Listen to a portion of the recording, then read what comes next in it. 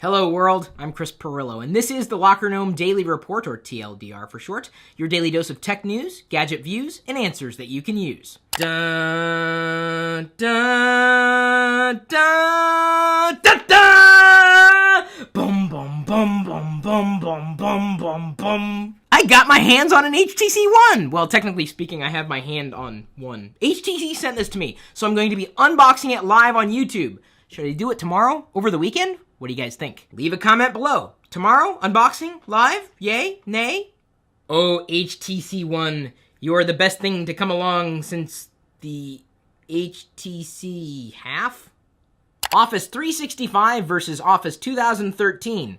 According to many of you who have already commented on this post on Facebook, Twitter, and beyond, and of course on the post itself on lockergnome.com, a lot of you don't like Office 365. And if you didn't already know, you can try it free for 30 days. I've already gone on record saying that most of my document editing needs happen on Google Drive, or Google Docs, or whatever. But I've also said that Office 365 is kind of a bargain. That being said, the biggest difference between Office 365 and Office 2013 isn't necessarily most of the features you would use in Office, it's just that Office 2013, you don't have to pay a subscription for, and that might be enough to win you over. Or not win you over.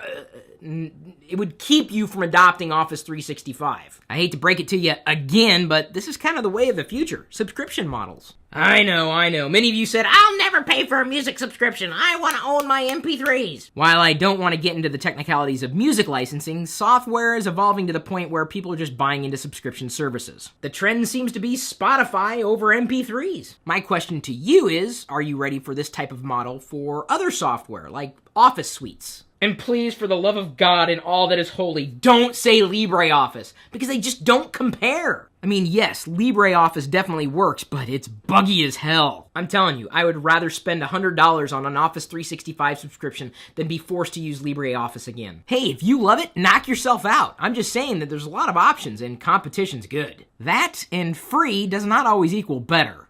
What? You want more free stuff? Fine.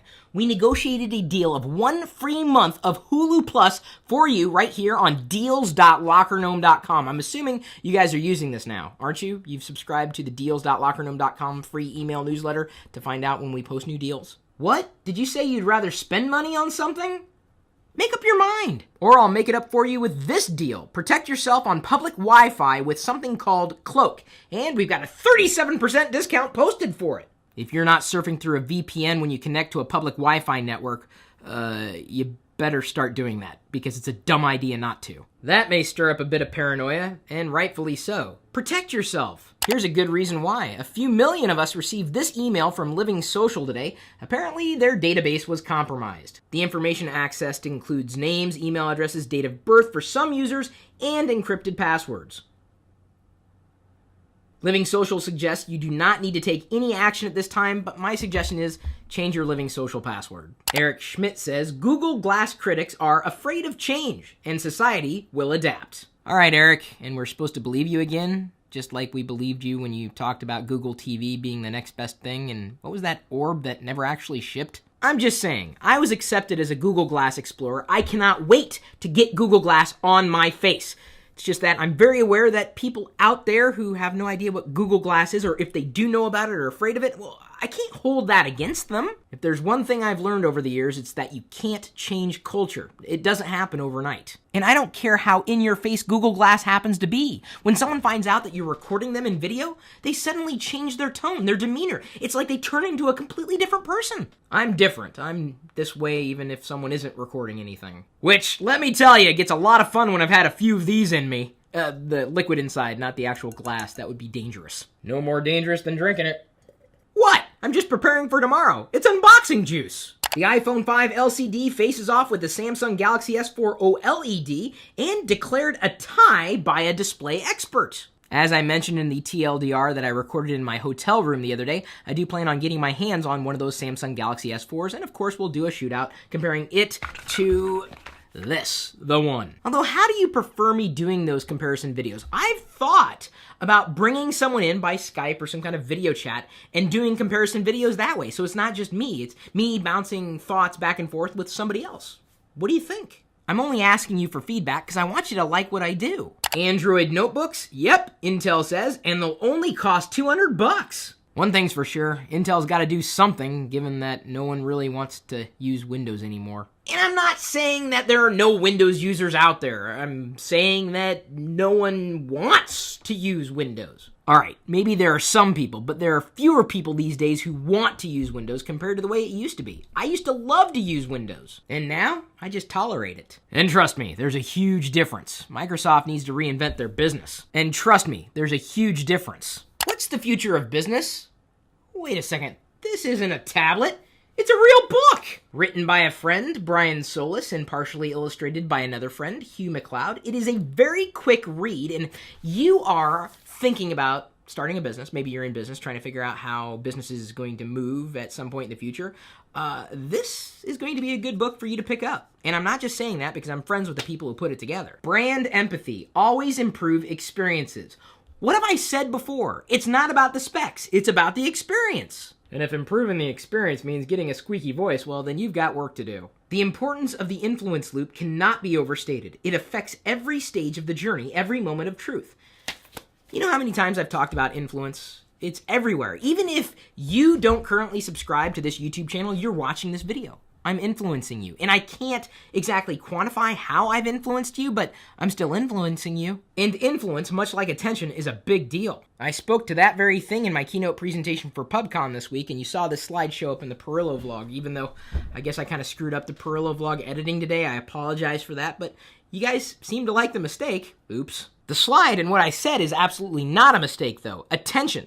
The need increases as opportunity decreases. The more you have to pay attention to, the less likely it is that you're going to pay attention to me. That's a problem. For me, because I love your attention. I need your attention. I mean, I love having this community. Otherwise, it's just me talking to other people. And I'd rather talk to you. Now think about that for a moment. Where do you spend the most time and attention, and why? What keeps you coming back to the videos that I record for YouTube or any other experience that I might create for you? Say like the free Locker Gnome application available on iOS and Android, if I can find it here. By the way, an update has been submitted to the App Store, so 5.0 will be coming out very, very soon. And if you're not already using this, you should, because we're doing push notifications for new videos and live videos on YouTube and everything. And our top user today is Gareth Robson. Thanks for using it.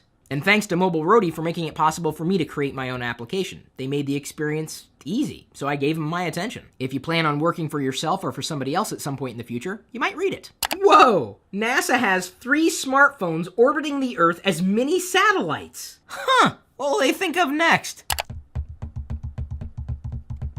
No software to install, no batteries to insert. These are manually operated and compatible with software like GarageBand. Here, I've been practicing my twirl.